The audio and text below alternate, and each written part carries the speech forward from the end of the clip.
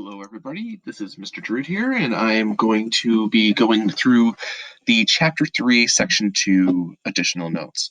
Now, if you were gone today,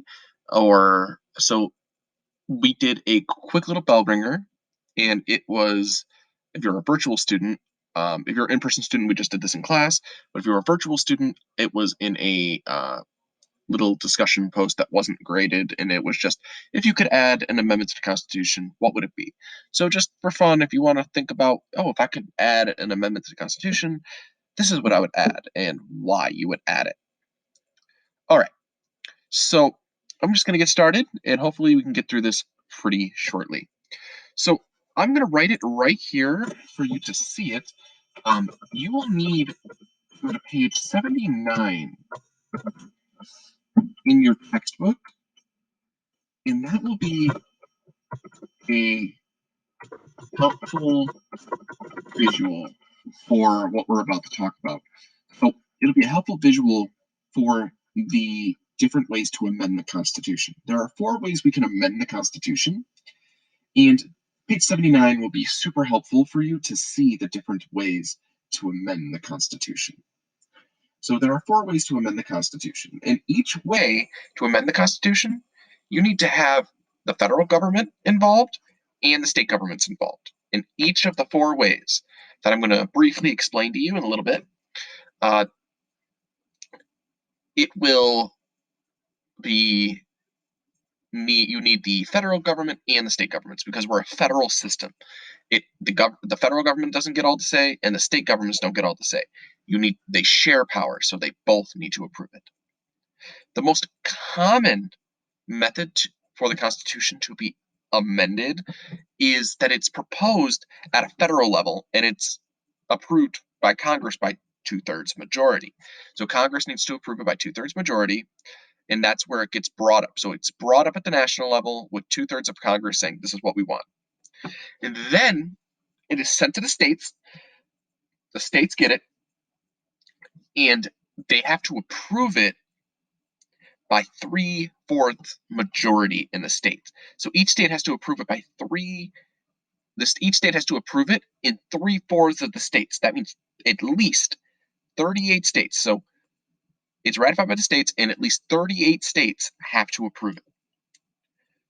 So that is 75% of the states have to approve the amendment brought to them by Congress. So right here is the most common way to amend the Constitution. And if you look on page 79, so this is the first way. So if you look there, and the visual will be super helpful. I can't show it to you right now because it's in your book, but in page 79, the one on the far left, column, you'll see it, is, if you're looking straight at it, it tells you this. So it's brought up at the national, so Congress brings it up, and then it goes to the state legislators, and they approve it, the state legislators, and then 3/4 of the states have to approve it. So 38 states minimum have to approve the Constitution. So that is the first way. The second way, you see it's directly next to it. It's still brought up at the federal level. 2/3 of Congress agree. But instead of going to the state legislators, and I put states, it's legislatures. The state legislators, which are like the state Congress, they are the ones that approve it in the first way. The second way, it is brought to a state convention. Each state would hold a giant meeting, which is called a convention, and they would have different delegates or representatives come together. Each state's different. They'd have an X amount of delegates come, and they discuss it. And they either approve it or they do not approve it. They either approve the Constitution, the amendment to the Constitution, or they do not approve an amendment to the Constitution. So that's the second way. The third way is, instead of Congress deciding or making the law and then 2/3 coming together in picking it, Congress calls a national convention. That means all 50 states would meet in Washington, D.C., and they start they would have a national convention. So all states would send some representatives, some delegates to decide what amendment they want to make. They're still making the amendment in this case. And they start proposing, and then they come up with an amendment at that constitutional convention. So they come up with their ideas, and then once they get their idea, the third way is it goes to the state legislators again, and they approve it. And again, 3/4 majority. This isn't the 3/4 majority thing you see right here is in all these ways. So 38 states minimum have to do it. They have to approve it. So again, or it goes to another again convention. So a convention is super needed if they want to pass it in the fourth way. Again, I know I didn't explain that in depth, but if you look to page 75, which I'm actually going to change the red so you could definitely do it, please go to page 79 and read that way. And yes, this will be on the test.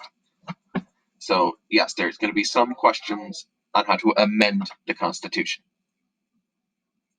Now, you can make an amendment of the Constitution on just about anything you want, except you cannot take equal representation away in the Senate. Each state gets 2 senators, and this makes it even and fair and makes everything equal. Every state has an equal voice in the Senate.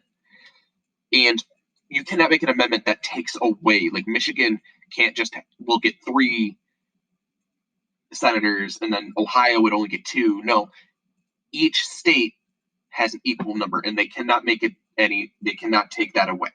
So that's the one restriction of the Constitution. They cannot just take it away. Also know that the president has no official role. He doesn't have to approve an amendment to the Constitution.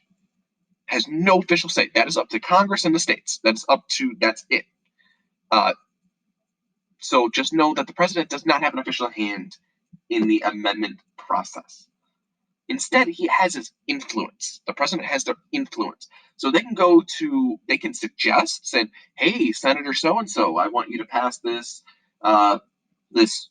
whatever amendment, let's say about minimum wage, because it will get us reelected. We want to get reelected. So that could be kind of peer pressure towards other senators to say, hey, or to state delegates and say, hey, this is a good idea.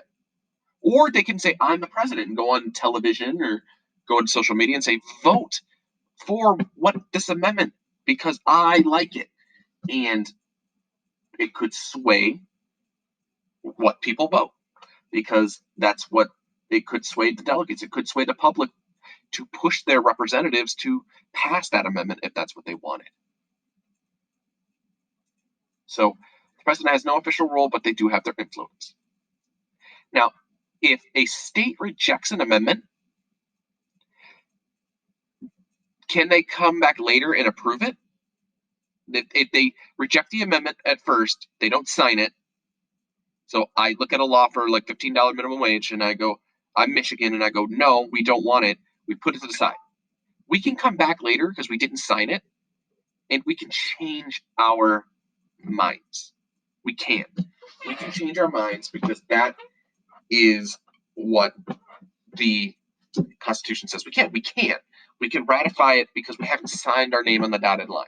Because we didn't sign our name on that dotted line, we can go back and change it. It's happened with the 27th Amendment. Remember, the 27th Amendment was originally proposed in 1789 and was not approved until 1992. So yes, old proposed amendments can still come back if the state wants to approve it. However, if the state already has signed it, they already put their name, they put the rubber stamp when we approve this, they cannot go back later on and stop it, because it's already ratified. It's already became law. They cannot just change their mind. Our founding fathers did not want us to constantly change our minds. They wanted us to make our minds up and make sure that we are doing what we want. Think of the founding fathers as a bunch of strict dads that are like, you are going to do what you are going to like what we're going to give you. And if you do not want, you have to really want something in order to change it. You can't just, oh, I want to change it randomly. No, they're going to make sure you know. And they gave us the opportunity to amend the Constitution. But we can't just keep changing our mind. They made it difficult. This whole amendment process is very difficult to do. And you will, as you can see on that page 79, you'll see that process. It's not easy. So the ERA, the Equal Rights Amendment, was a amendment that would provide equality to women in everything, from pay to benefits to even military service requirements. And one of the military service requirements is the draft, which means that if there's a war, you have to go. Doesn't matter, you have to go. As males in this country, they have to already.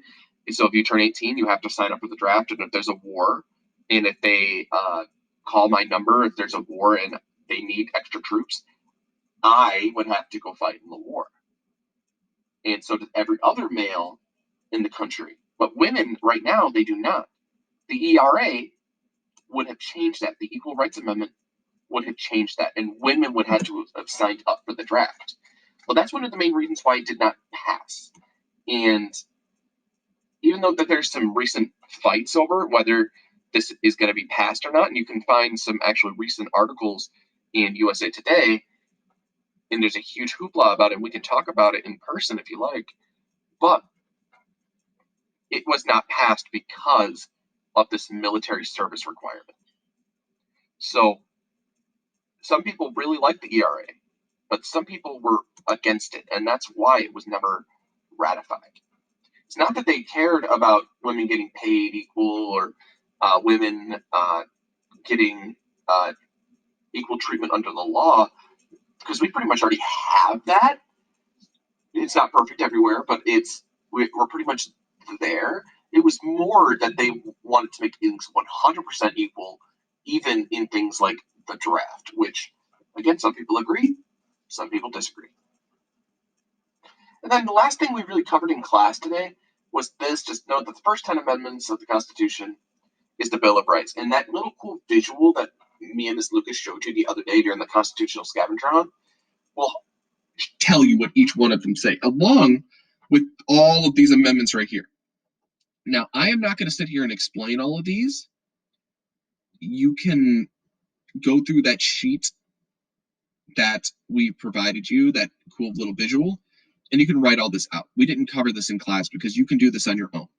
But I would still want this filled out if I asked for a picture of this next chapter, because, I asked for a random picture of your notes. So that's it. I know I kind of went through that kind of fast, but I did not want to spend a lot of time on this because I want to make sure that you just get the information down. Yes, if you want to talk more, if you have any questions on this, please let me know. But if not, you're good. This is all of our additional notes for Chapter 3. This is the last section. We're not going to do a Section 3 additional notes. It's just this. We have a test on Thursday if you're an in-person student, and Friday if you are a virtual student. So please, please, please make sure we are, please make sure we are getting these notes down. Of course, if you need anything from me, you can message me. And I'm actually going to make another video on how to make a current event. So I'm going to stop this video. I'm going to start making that video. And I hope you all have a wonderful day.